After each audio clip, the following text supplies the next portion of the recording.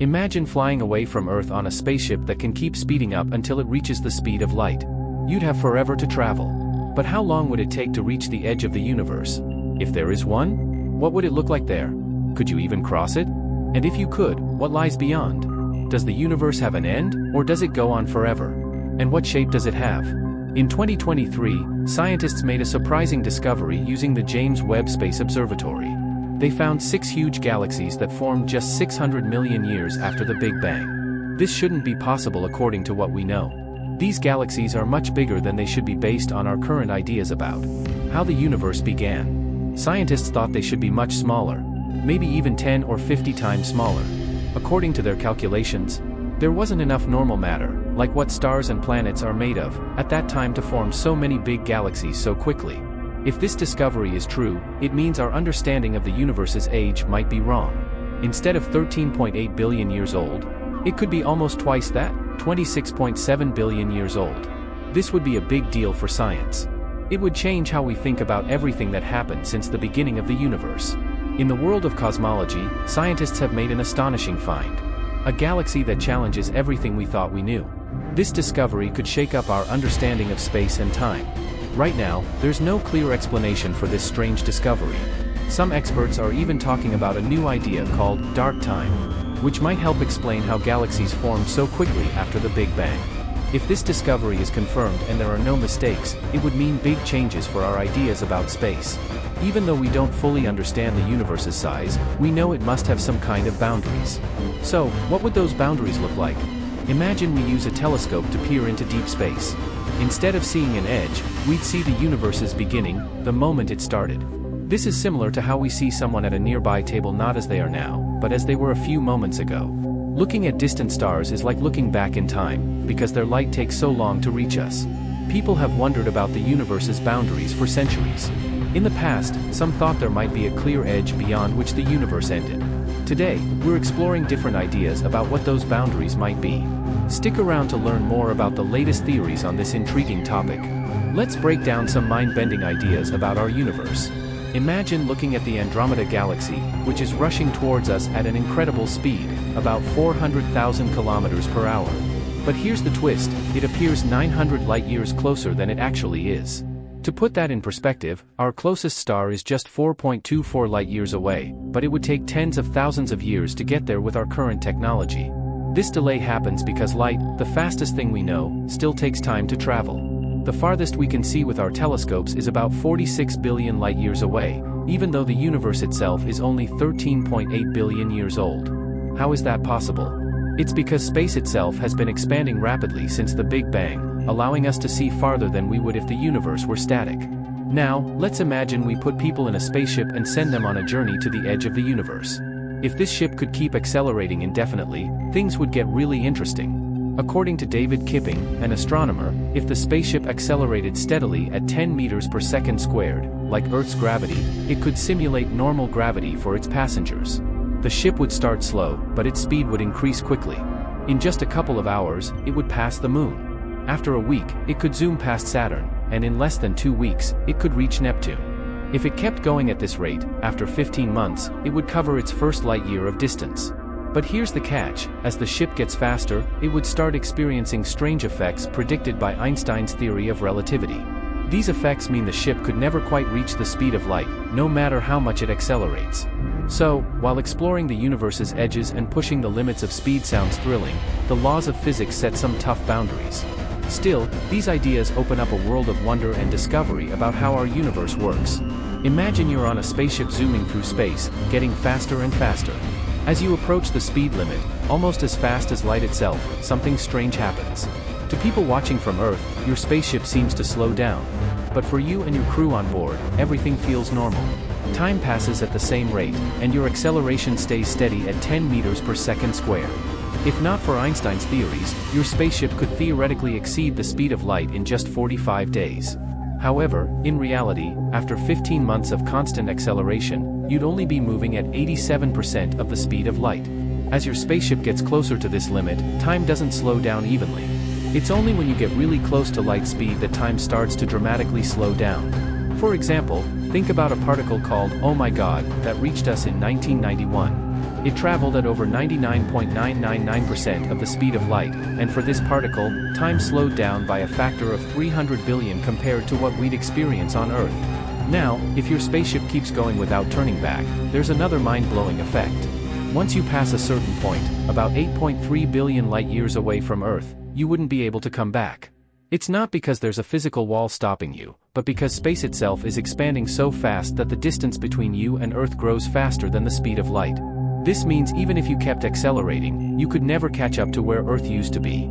To understand this, think of stretching a slinky toy.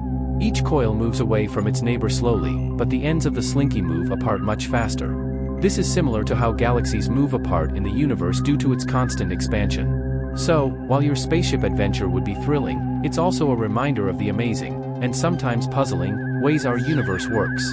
In our vast universe, galaxies can move away from each other at incredible speeds, sometimes even faster than light. If you traveled far enough away from Earth, you'd enter a zone expanding faster than light. Imagine if you turned back towards Earth and tried to return at full speed, you'd still be moving away faster than you're approaching. But here's another twist: our ability to see into space is limited by dark energy and the universe's expansion. Right now, we can see up to about 46 billion light-years away in one direction. In the future, this visible sphere will expand to about 61 billion light-years. However, just because we can see these galaxies doesn't mean we can reach them. Dark energy divides the universe into unreachable zones beyond 15 billion light-years. Even if we traveled at the speed of light, we could only reach galaxies within our visible limit. Beyond 61 billion light-years, there are even more galaxies, but they're completely invisible to us right now. Future generations might see them as their light finally reaches us, but they'll still be unreachable, even with the fastest spacecraft imaginable. These galaxies will forever remain distant, frozen in time, beyond our grasp. Right now, there's a galaxy called GNZ 11, incredibly far away from us, 32 billion light-years, to be exact.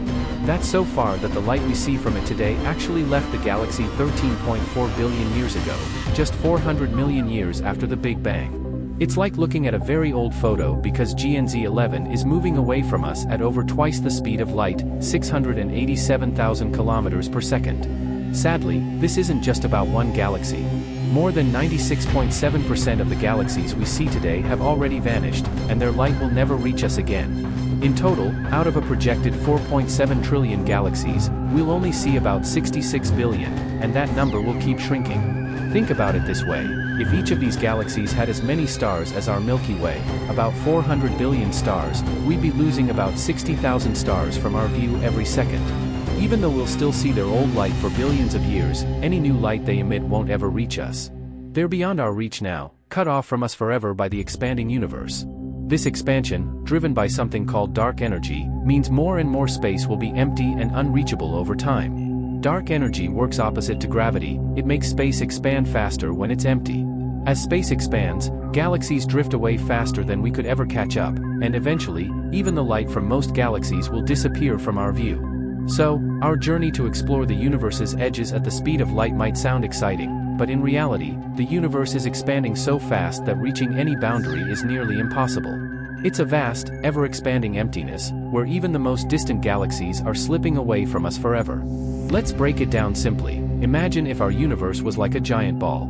You know, if you walk straight in any direction on Earth, you'll eventually come back to where you started.